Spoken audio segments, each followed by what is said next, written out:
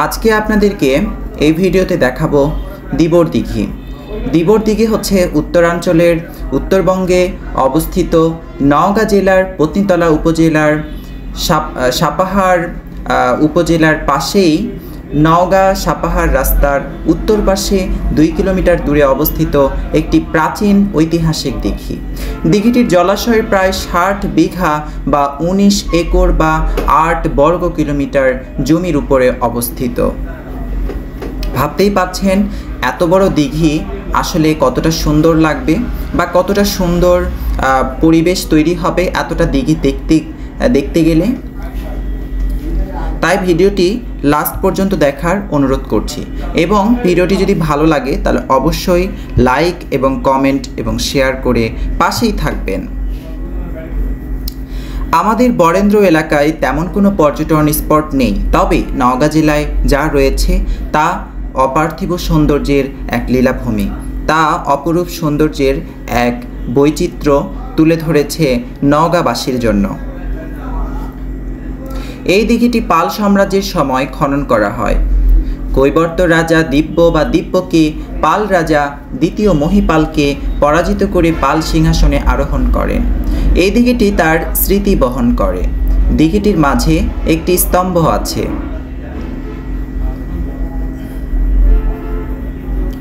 তবে এই স্তম্ভ নির্মাণের সঠিক ইতিহাস জানা যায় না। তবে প্রত্নতত্ত্ববিদ স্যার আলেকজান্ডার কানিংহামের মতে মৌর্যদের পতনের পরে এ ধরনের কোনো পাথরের তৈরি কোনো কাজ বাংলার অঞ্চলে আর করা হয় নাই।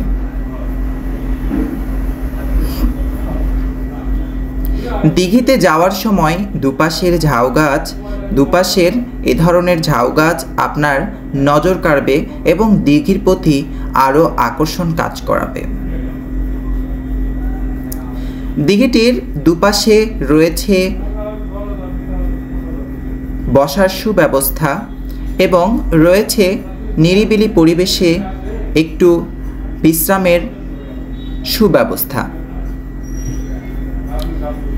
দিঘিটির পাড়ে উপরী অংশে রয়েছে পশ্চিমাংশে রয়েছে পার্কের ব্যবস্থা, যেখানে শিশুরা খেলা করতে পারে এবং রয়েছে দিঘির অপর একটি পাশে সুন্দর ফরেস্ট, যেখানে ফটোগ্রাফি করতে পারবেন। দিবর দিঘি পত্নীতলা উপজেলার ঐতিহ্যবাহী দিঘি। এ দিঘি স্থানীয় জনগণের কাছে কর্মকারের জলাশয়ের নামে পরিচিত। দিঘিটির জলাশয়ের আয়তন প্রায় 60 বিঘা জমির উপরে অবস্থিত। দিবর দিঘির মধ্যে স্থানে অবস্থিত দিব্যক জয়স্তম্ভ দিবর দিঘির মধ্যে অবস্থিত 8 কোণ বিশিষ্ট গ্রানাইট পাথরের এত বড় এই স্তম্ভটি বাংলাদেশে বিরল। এই স্তম্ভের উচ্চতা 31 ফুট বা 8 ইঞ্চি। 31 ফুট 8 ইঞ্চি। পরিদর্শনের সময় মাপ অনুযায়ী পানির নিচে অংশ 6 ফুট 3 ইঞ্চি এবং পানির উপরের অংশ 25 ফুট 5 ইঞ্চি। এর ব্যাস 10 ফুট 4 ইঞ্চি। প্রতিটি কোণের পরিধি 1 ফুট এবং 3.5 ইঞ্চি। এই স্তম্ভের কোনো লিপি নেই। স্তম্ভের উপরিভাগ খাঁজ কাটা অলঙ্করণ দ্বারা সুশোভিত।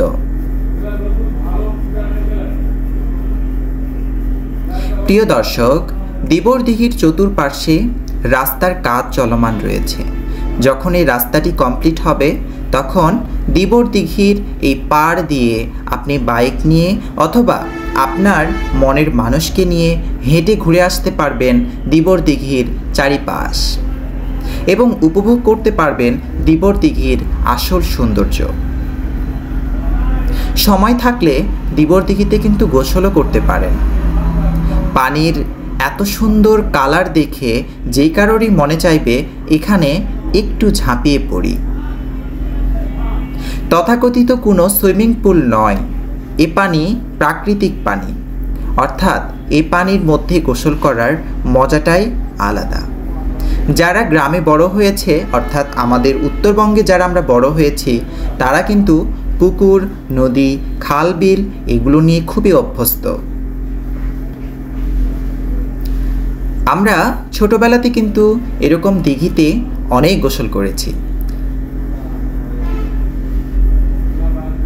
আজকেও মনে চাচ্ছে দিঘিতে একটু নেমে যাই, কিন্তু আমার সেরকম প্রিপারেশন নেই আজকে দিঘিতে নামার জন্য, যার কারণে দিঘিতে নামতে পারলাম না। আপনাদের কাছে অনুরোধ, যারা আসবেন অবশ্যই একটু হলেও প্রস্তুতি নিয়ে আসবেন, যাতে করে গোসলটা এখানে সেরে নিতে পারেন। দিঘির দুপাশে গোসল করার জন্য সুন্দরভাবে ঘাট বানানো রয়েছে। দর্শক, আজকের ভিডিওটি এ পর্যন্তই। কেমন লাগলো কমেন্ট করে জানাতে ভুলবেন না কিন্তু। এবং দেখা হবে 64 জেলা ভ্রমণে, নতুন কোনো দর্শনীয় স্থানে, নতুন কোনো জায়গায়। আমার সাথে 64 জেলা ভ্রমণে যুক্ত হতে আজই যোগাযোগ করতে পারেন আমার সাথে, অর্থাৎ RK ট্যুর অ্যান্ড ট্রাভেলসের সাথে। ভালো থাকবেন, সুস্থ থাকবেন। আল্লাহ হাফেজ। দেখা হবে পরবর্তীতে নতুন কোনো জায়গায়, নতুন কোনো গন্তব্যে, নতুন কোনো ডেস্টিনেশনে। ততক্ষণ পর্যন্ত সুস্থ থাকুন।